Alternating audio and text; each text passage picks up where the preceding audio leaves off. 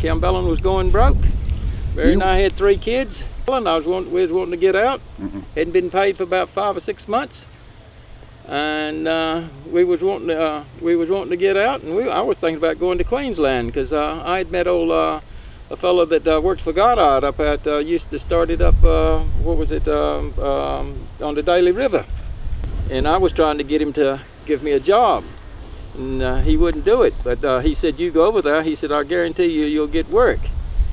And at that stage, I said, I don't particularly want, Mary and I didn't want to take 3 kids in '76 and head over to Queensland now, and with 3 kids without no job. Red Lawford's offered us a job down here working for the Office of Northwest, advising the black fellows at Morrell Park.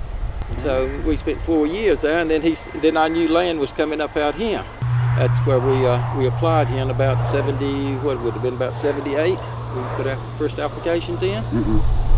And we got 2 blocks, and then this block from about here on to there come up, and about 3 years later. And we applied for that, and that's why we wound up with our level of 13 hectares, about 13.5 or 6 hectares of land. I said, I want to stay where there ain't no competition at. I said, it's always better to have a business when you got it on your own. And they said, but it's hard here. I said, that's what makes it, that's what I like about it there. I said, that keeps the rest of them out. All the big growers come in, and they couldn't, they never understood what they were doing. You know, you look at some of the big, there's been some big growers in here up at Skewthorpe. The biggest thing in here, and when you come back in here, we concentrated on the local market. When you kind of come back in here and you got your local market worked out, and the ones that was trying to work on the Perth market there, you could have a flood down the road here. You could send your stuff down on the transport. Old Joe Keem sent some sweet potatoes down one year. They never made it down there to the market. Like everybody always used to say, I always said the fellow that had helped me more than anybody else on a damn grower was Lyndon Brown up at Singlet Bay. Him and I got together. He put me onto the Albrook system, you know, of working with the soil and not with the damn plants. And this goes back into about 95, 96. Him and I got to, he heard about it. He said, Bob, you might be interested now. We got been interested in it, got to read the books. First house we come up here, we stayed down at Bob McCarty's down there at the end. And then we built a shed.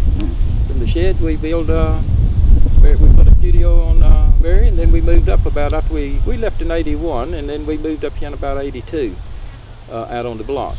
But we were living down at Bob McCarty's in 81. And 82 we moved up into our shed there. And then we put a kind of like a place on the back of the shed there for the boys.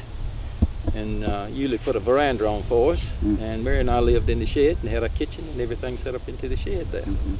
And then we could work from the place. And then that's when Mary sat back at it now, and she was doing exhibitions. And then she got into picture framing and a few things like that right there. 12 Mile is one ahead, and you might have to tell your missus there, says Bob has told me if I don't upgrade my vehicle, if you don't upgrade my vehicle, he's not upset that. Well, I'll bring her in so you can tell her that. All the help I can.